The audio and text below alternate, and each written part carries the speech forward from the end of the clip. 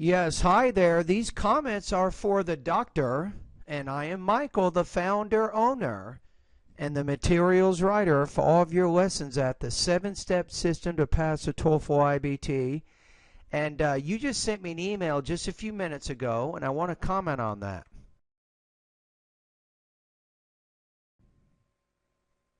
All right, so let's take a look at your specific situation. So, you say, "Good morning, Professor Buckhoff. I have decided to write you a personal letter because I might need some specific recommendations pertinent to my case. Being honest with you, before I have started preparing for TOEFL, I had an illusion that my English proficiency was pretty good. My self-estimation was based on the following facts. 1. I had successfully passed quite a few verbal professional exams in English. 2. I feel comfortable while interacting with my colleagues in the professional environment like theater, ward rounds, morning conferences. 3. I am training young doctors for many years."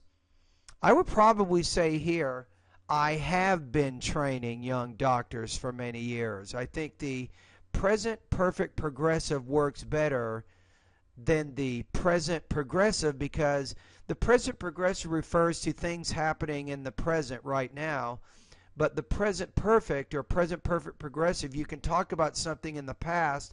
For example, you started training these doctors in the past, and I think that you still continue to do that now, right? You say, "Being a foreigner, I had never received any negative feedback from anyone like my English was not fair enough to teach them." You want to say here, "In contrast, one of my interns has said." So again here, your use of the past perfect here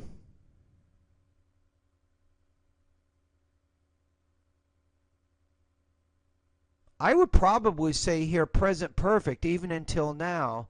So I have never received any negative feedback like my English was not fair enough to teach them. Then say, "In contrast, one of my interns has said that according to his personal opinion, my English surpasses the level of language of many local doctors." 4.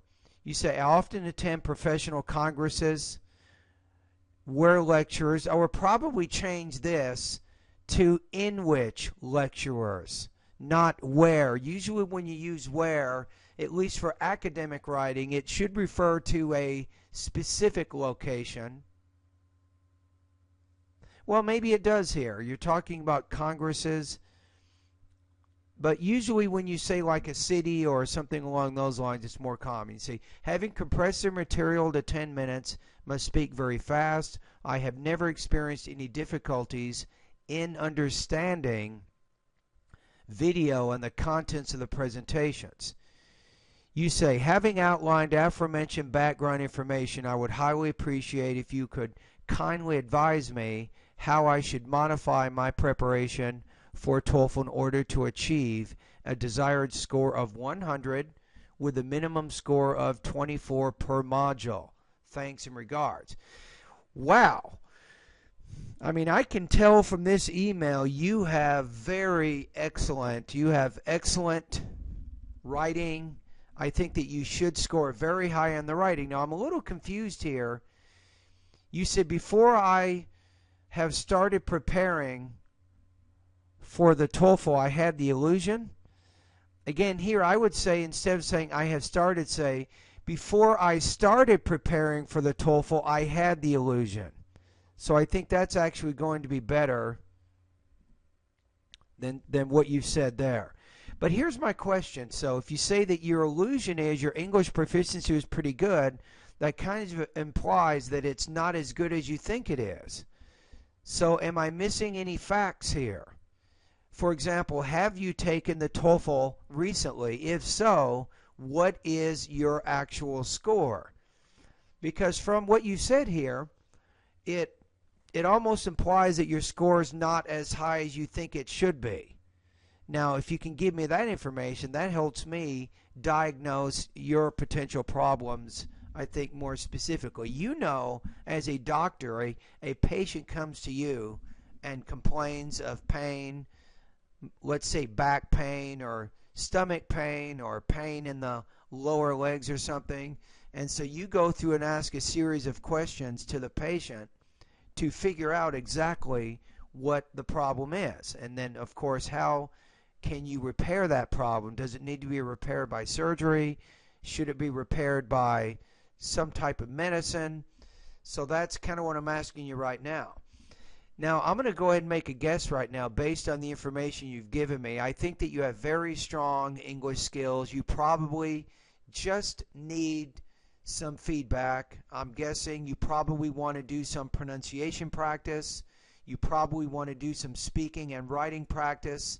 And that's exactly what my online course will help you do. So my recommendation for you, Dr. LG, is to follow my 30-day TOEFL study guide. I don't see you as needing a lot more practice than that. So I will include that link into this particular email. And what you can do is, once you go through those lessons, remember, because your English skills are pretty high, some of the lessons that you will read or you will listen to at my website, maybe they are too easy. And you already know that information. So if you see a lesson that's already familiar to you, just skip it. You don't need to worry about it. But as you go through my 30-day TOEFL study guide, you will probably start getting more familiar to your strengths and weaknesses as they relate to vocabulary, pronunciation, grammar, listening, reading, writing, and speaking areas. Now, after 30 days, Dr. LG, it is now time to take a practice test. So I also offer, at an additional cost, I do offer full-length IBT practice tests, and you can take one of those maybe in about 30 days, and then you will see a practice test score, and you will get subtotals in the reading, listening, speaking, and writing sections. So then you can make a decision. Based on that practice test, you can say, A, I am ready to take the TOEFL now. If your score is over 100 and you reach the minimum guidelines of 24 per section, then you say yes. Now, if you haven't reached those specific subtotal scores and your overall score, then you can send me a quick email. We can make some adjustments in your study, and we can go from there. All right, doctors, that makes sense? All right, anyway, thank you very much. And I really enjoyed reading your email. You have a very good command of the language. The one thing that you could improve on based on the email that you wrote me is probably your verb tenses. But don't get me wrong, though. Your English skills are super high, but sometimes you're not exactly sure how to use, for example, the present progressive versus the present perfect tense, or when should you use the past versus the present perfect, and so on. So you do have a little bit of trouble with those verb tenses.